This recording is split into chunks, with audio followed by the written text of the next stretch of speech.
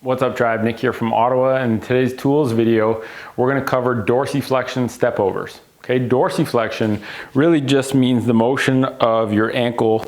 If I'm standing, it's my toes coming up off the ground. If my foot's staying put, it's my knee going over my toes. And that's an ankle range of motion that a lot of people are starting to lose or can have lost from ramped footwear, from the calf doing way more work than it's supposed to.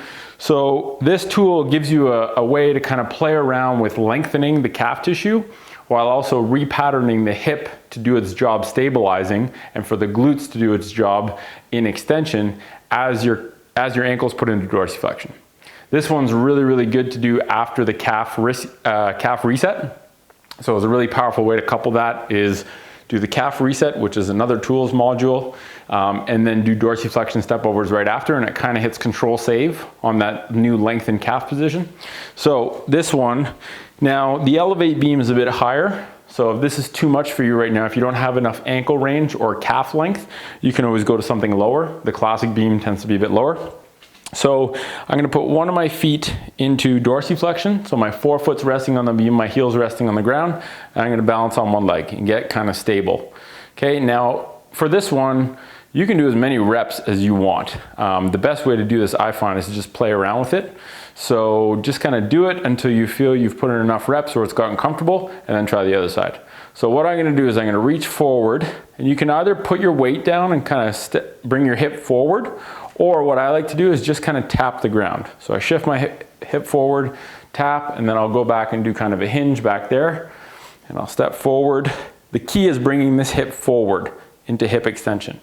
Okay, and then coming back. So I'll just do 10 reps where I'm just touching the ground. My focus is really trying to be nice and stable on this hip with my calf in a lengthened position and with my ankle in a dorsiflex position. Okay. So just touch, try and stay stable the whole time.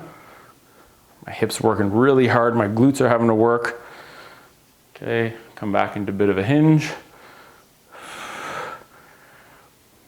I'll do 3 more. 1, 2,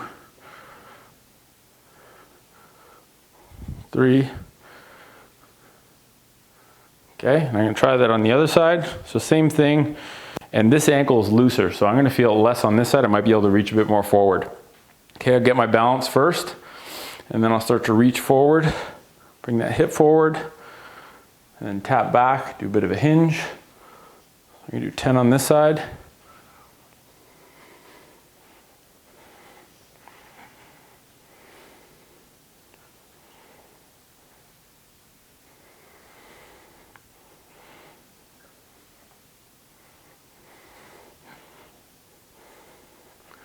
Try and reach further forward every time you do it.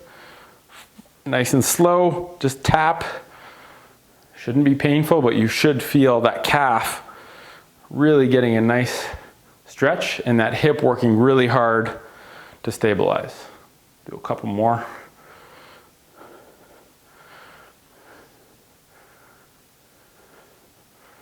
And last one.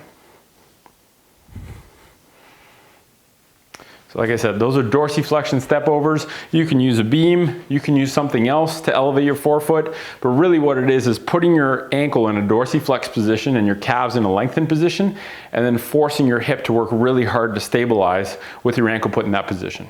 Very powerful, and like I said, I really like to do that one after the calf tissue reset because it essentially wires in a motor pattern to get the hip working in a lengthened calf. When the calf's lengthened, and the calf is primed to be able to do that right after you get in there and release some tissue tension.